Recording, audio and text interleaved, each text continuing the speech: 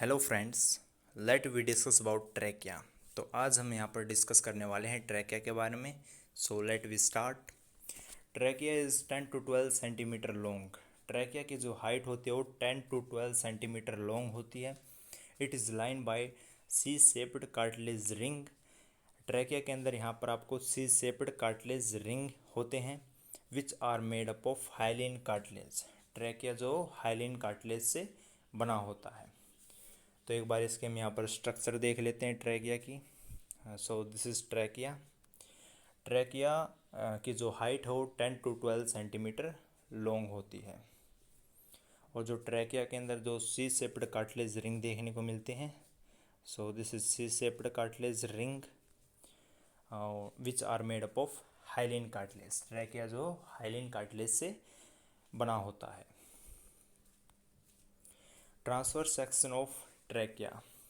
अब हम यहाँ पर डिस्कस करते हैं ट्रैकिया के अंदर क्या होता है। अगर हम यहाँ पर ट्रैकिया को काट के देखेंगे तो उसके अंदर यहाँ पर आपको गोबलेट सेल देखने को मिलेगी और इसके अंदर columnar cell and ciliated cell की लाइनिंग होती है और इसके अंदर हाइलिन कार्टिलेज होता है।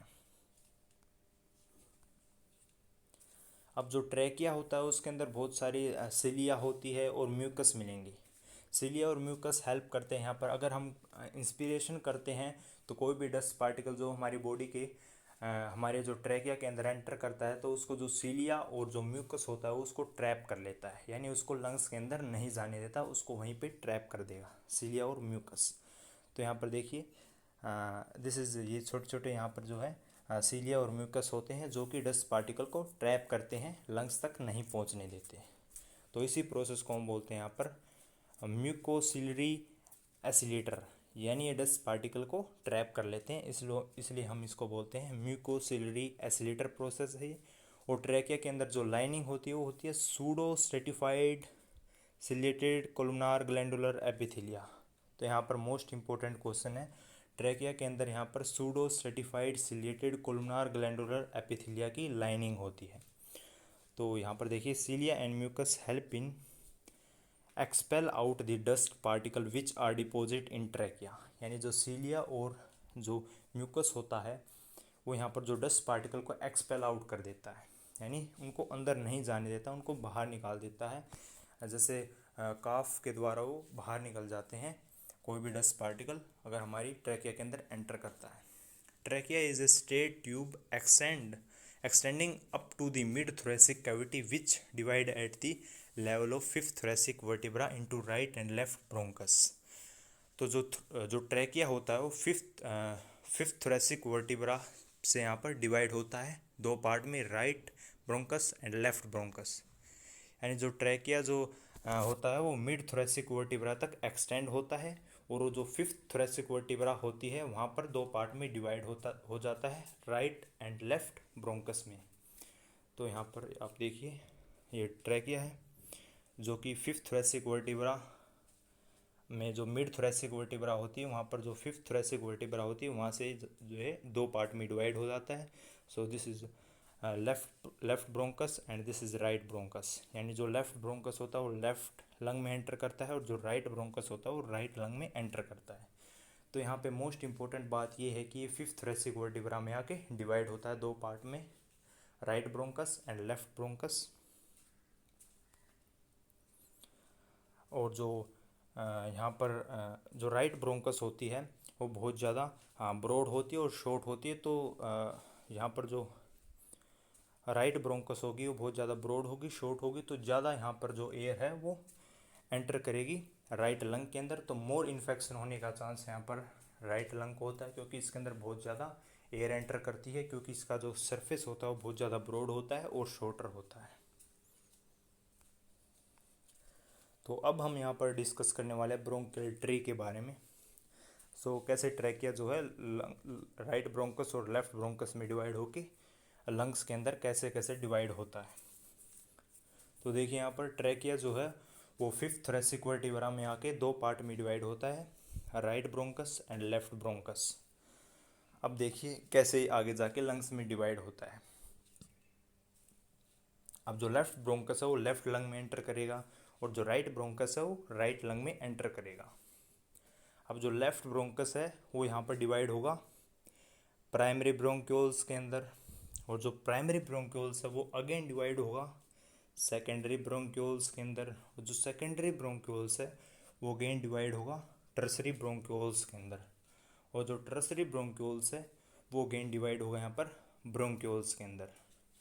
यानी जो सी शेप्ड कार्टिलेज रिंग है वो आपको यहाँ पर टर्सरी ब्रोंक्यूल्स तक देखने को मिलेंगी। इसके आगे यहाँ पर ब्रोंक्यूल्स के अंदर आपको कोई भी कार्टिलेज रिंग नहीं मिलेगी। तो यहाँ पे सबसे इम्पोर्टेंट बात यह है कि जो कार्टिलेज रिंग है वो ट्रैकिया में होती है, और जो ट्रैकिया से शुरू होकर वो टर्सरी ब्रोंकस तक होती है यहाँ पर सी शेप्ड रिंग। लेकिन जो ब्रोंक्यूल्स में यहाँ पर कोई भी सी शेप्ड रिंग नहीं होती। जो ब्रोंक्यूल्स होता है वो आगे जाके यहाँ पर एल्वियोलर यहाँ पर डक्ट में डिवाइड होता है, और जो एल्वियोलर डक्ट होती है उसके साथ बहुत सारे एल्वियोलस और एल्वियोलर जो सैक होते हैं वो बहुत सारे एल्वियोलर डक्ट से जुड़े होते हैं। यानी करीबन 8 से 10 एल्वियोलाई होती हैं, उसी को हम यहाँ पर बोलते हैं एल्वियोलर सैक। यानी जो एल्वियोलस है, एल्वियोलस को हम सिंगल बोलते हैं, और एल्वियोलर सैक को यानी बहुत सारी एल्वियोलाई टुगेदर हैं उसी को हम यहाँ पर एल्वियोलर सैक बोलेंगे। और जो यहाँ पर मैंने बताया था कि जो तो यहाँ पर सिंपल सा प्रोसेस है कि जो ट्रैकिया है वो राइट ब्रोंकस और लेफ्ट ब्रोंकस में डिवाइड होता है, और जो ब्रोंकस होती है वो प्राइमरी ब्रोंक्यूल्स में डिवाइड होती है। प्राइमरी ब्रोंक्यूल्स यहाँ पर सेकेंडरी ब्रोंक्यूल्स में होते हैं, और सेकेंडरी ब्रोंक्यूल्स यहाँ पर अगेन डिवाइड होते हैं टर्सरी ब्रोंक्यूल्स में।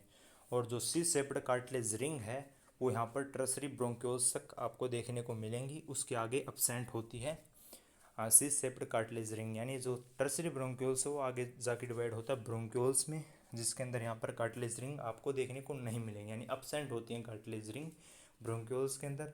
और जो ब्रोंक्यूल्स है वो आगे जाके डिवाइड होगा यहाँ पर एल्वियोलर डक्ट के थ्रू, यहाँ पर एल्वियोलस में डिवाइड होगा। यानी जो ब्रोंक्यूल्स होते हैं उसके साथ यहाँ पर एल्वियोलस डक्ट यहाँ पर आपको जुड़ी हुई मिलती है, और एल्वियोलर डक्ट से यहाँ पर एल्वियोलस जुड़ा होता है। तो इसमें यही बात है कि जो प्राइमरी ब्रोंक्यूल्स सेकेंडरी ब्रोंक्यूल्स में कन्वर्ट होता है, सेकेंडरी ब्रोंक्यूल्स टर्सरी में, टर्सरी ब्रोंक्यूल्स ब्रोंक्यूल्स में, और ब्रोंक्यूल्स यहाँ पर टर्मिनल ब्रोंक्यूल्स में डिवाइड होगा, और टर्मिनल ब्रोंक्यूल्स यहाँ पर एल्वियोलस के अंदर डिवाइड होगा। यानी एल्वियोलस उसके साथ जुड़ा होता है टर्मिनल ब्रोंक्यूल्स के साथ। अब जो राइट ब्रोंकस है वो वाइड होती है और शॉर्ट होती है, ये मैंने बता दिया था आपको। राइट लंग की यहाँ पर जो है ब्रोंकस जो होती है वो वाइड और शॉर्ट होती है, इसके अंदर मोर एयर एंटर करती है और ज़्यादा इन्फेक्शन होने का चांस होता है राइट लंग के अंदर। और जो लेफ़्ट ब्रोंकस होती है जो ये नैरो होती है, लॉन्गर होती है और ओब्लिक होती है। तो प्लीज़ आप इस वीडियो को लाइक कीजिए, सब्सक्राइब कीजिए और शेयर कीजिए। Thank you.